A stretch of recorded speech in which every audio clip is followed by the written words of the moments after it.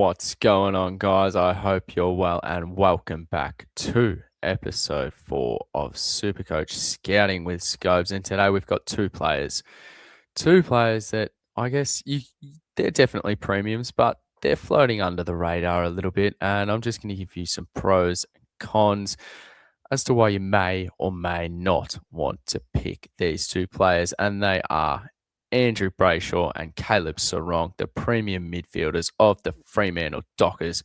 Now, looking at their ownership, you can see that Sugar Bray is in 5% of teams and Caleb Serong is in 13% of teams. That might be a little bit high.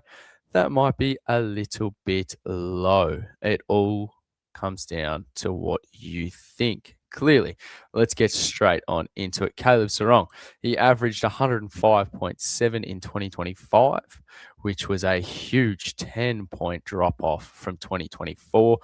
And prior to that, in 2023, he averaged 111.2. His current price for the 2026 Supercoach season is 571,700. So he's definitely in that higher price bracket for premiums.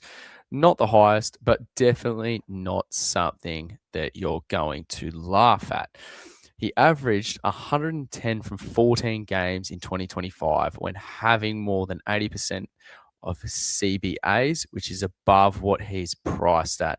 Obviously, priced at 105, we know that, simple maths. But when Caleb Serong has had 25 or less possessions, he averages 86.5, and that's from an 8-game sample size from last year. So, yeah, that immediately says to me he needs bulk possessions to score well, because if he's not getting above 25, he's scoring below 90, which is scary for a premium, especially if he is a unique in a head-to-head matchup. So already I'm not loving the Caleb Serong pick. When he's had 25 or more possessions, though, he's averaged a tick under 116. So basically, if he gets 25 or more, he's averaging 116, which is absolutely fantastic. But, I mean, all the news lately is about Luke Jackson being turned into a midfielder. Hayden Young is now back. He's fully fit, had a full preseason. Is Caleb Serong going to get 25 or more possessions every single game? And basically going back to his 2025 Supercoach form. 2024 Supercoach form. Because remember, his 2025 year, 10 points per game down on what he averaged in 2024. So basically, needs more than 25 possessions to score well. But with the addition of Luke Jackson as a midfielder, however much you want to believe into that hype, and also Hayden Young coming back, do you really think Caleb Serong's going to get 25 or more every single game and really get back to those illustrious heights that he once was at? I'm not entirely sold. I mean, he's opening 5 games, and for Fremantle, that is, Geelong, Sydney, West Coast, Bulldogs, and Richmond. Against those teams, it's a bit, I mean, let's be honest here, they're not great averages for when you're paying $570K as a pick. So against Geelong, averages 102.4, Sydney 92.7, West Coast 99.9, goes large against the Doggies with 114.5, and then again, Richmond 99.4. So 3 out of the first 5, he averages less than 100 against, career average-wise. Again, I'm not loving that at all. Spoke about Hayden Young just before. When Hayden Young was in the team last year, he averaged 103 from 9 games in 2025. So, I mean, we're talking about 570,000 for a bloke averaging 103 with a certain factor in that team. And we know Hayden Young's fit. So, but Hayden Young goes down, that average goes up 7 points, basically. Goes up to 110. So, I mean, for me, right now, it's a pass on the 13% owned 570,000 Caleb Serong. So, unfortunately, not going anywhere near Serong.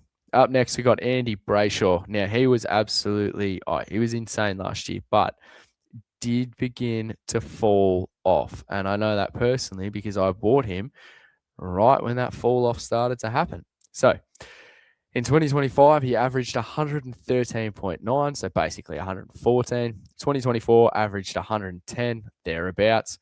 And in 2023, he averaged 109. And for 2026, Supercoach, he is priced at 616,400. So a lot of money to be investing into Andrew Brayshaw.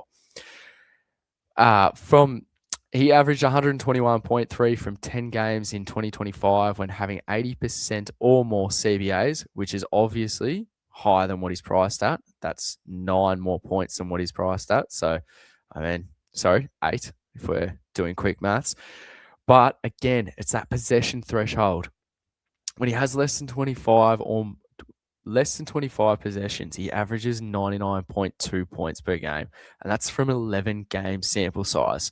So again, same with Serong, not loving it. If either of them go under 25 posies for the game, chances are they're not going to be scoring well. The opening 5 games for Fremantle, as we spoke about before, same for Serong. They play on the same team. Geelong, Sydney, West Coast Bulldogs, and Richmond.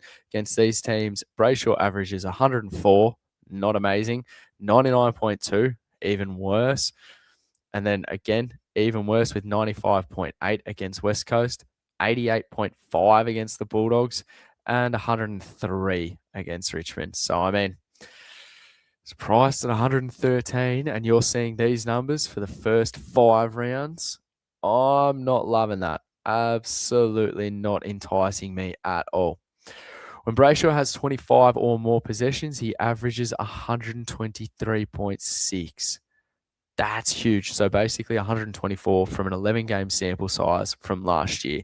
So again, similar theme here. If Brayshaw or Serong get over 25 possessions, not points. It'd be horrible if they got 25 points. But if they get over 25 possessions, they're going to score well. If they don't, it's not looking fantastic. It's really not. And you've got to think, obviously they're both in the midfield. You're going to have Hayden Young in there playing more minutes than last year. Luke Jackson's basically been turned into an inside mid. You're going to have Shai Bolton in there as well. I'm sure I've missed a few others. Is potentially Jager O'Meara going to be going through there at all? Is that a possibility? Matt Johnson? I don't know if they're going to be able to be in there for a long enough period of time to hit that 25 disposal threshold, which obviously, as we have seen and spoken about, stats equate to good super coach points. So I'm not entirely certain that that is a given. The opening 5 rounds, if he scores his average, if he scores his average against the teams that we've spoken about, if we go back, opening 5 games, we've spoken about that. So keep that in mind. If we go back, say he does exactly that and he does average what we just spoken about, that leaves him with an average of 98.1. So 104, 99.2, 95.8, 88.5, and 103. Obviously, add them all up, divided by 5. That's 98.1. So you're paying $616,000 for a bloke that could potentially be averaging 16 points or lower than his starting price at average. And put that into perspective, a bloke that's averaging 98.1 generally priced around that 531K mark. So I'm not loving the 2 premium midfielders from Fremantle at all. That scares me.